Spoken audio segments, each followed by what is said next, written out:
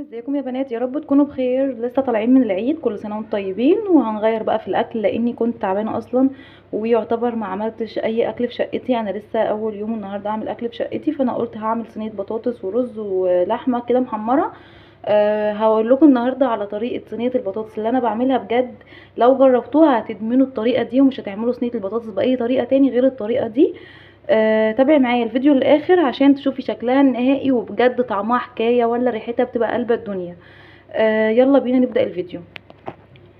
بصوا بقى اللي احنا هنحتاجه هو البطاطس على قد ما انت هتعملي. بصي هي متقطعه كده شرايح، وزي ما انت حابه، عايزه تقطعيها رفيعه، عايزه تقطعيها اكتر يعني اتخن من كده، انت حره. هننزل بقى بالبطاطس في اي صينيه عندك اهو، تمام. وهنجيب معانا هنا بصل متقطع شرايح، وتوم بس هو فص او فصين توم مش اكتر، وشرايح بصلتين مثلا.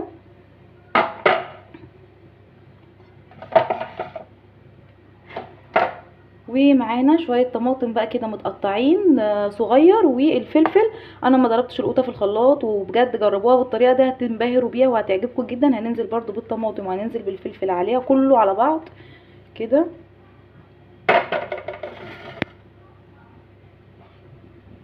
كده مش ناقص غير التوابل بتاعتنا. بصوا يا جماعه اهي، انا بقلبها بايدي، طبعا انت براحتك يعني قلبي زي ما انت عايزه. ومعانا هنا بقى فلفل اسود وملح ومرق الدجاج وشويه بهارات سبعه، هننزل بيهم برضو كده. كل الكلام ده مع بعض كده، وهقلبه تقليبه كويسه، وهوريكم شكلها بعد ما اقلبها هيبقى عامل ازاي. بجد ما شفتش اسهل من الطريقه دي للبطاطس، وما شفتش احلى واجمل من طعمها. بجد طعمها خطير خطير خطير. لو جربتيها بالطريقه دي هتعتمديها ومش هتعملي غيرها. في ناس طبعا بتحب تضرب الطماطم بتاع البطاطس، وفي ناس بتحب تعملها كده. انت اكتبي لي في الكومنتات بتحبي تعمليها بانهي طريقه. لو جربت الطريقه دي بجد هتدمنيها، ومش متعبه ولا بصوا، اسهل طريقه بجد.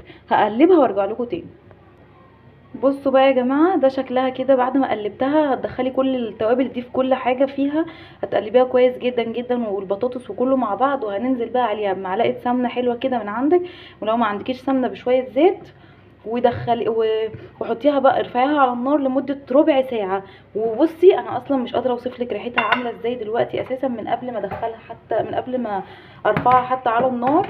هتشوفي بقى ريحتها وهتشوفي طعمها بجد جنان.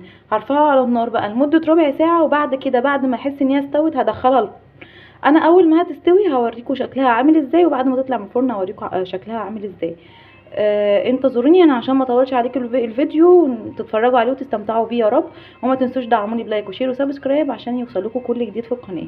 استنوا وهي على النار، شايفين شكلها الحلو يا جماعه؟ ما حطيتش اي حاجه غير هو كبشه شوربه بس على كل اللي انا قلته لكم في الفيديو. وده بقى شكلها وهي على النار اهي. اول ما تخلص يعني تاخد ربع ساعه وتخلص، هقول لكم هوريكم شكلها على طول عامل. ده شكل البطاطس بعد ما طلعت، بصوا مستويه وجميله. وبجد حقيقي لو جربتوها هتدمنوا طعمها. دلوقتي بقى كده انا هديها بقى وش من فوق، بس هدخلها الفرن الكهرباء او الفرن البيت براحتك يعني، او الفرن بتاع البوتاجاز. انا ادخلها الفرن الكهرباء وهوريكم شكلها بعد ما تطلع، الشكل النهائي ليها. بجد جربوها بالطريقه دي هتعجبكم جدا، ولما تجربوها هستنيكم تكتبوا لي في الكومنتات رايكم فيها. يا جماعه انا هكتفي بقى بان هي خدت الوش ده بس كده، عشان مش بحبها تكون ناشفه قوي. وده شكلها النهائي. بجد جربوها بالطريقه دي هتعجبكم جدا، وكلها مستويه وحلوه قوي. جربوها طعمها تحفه تحفه تحفه. ما تنسوش تدعموني بلايك وشير وسبسكرايب، وكمان تفعلوا زر الجرس عشان يوصل لكم كل جديد في قناتي. باي باي.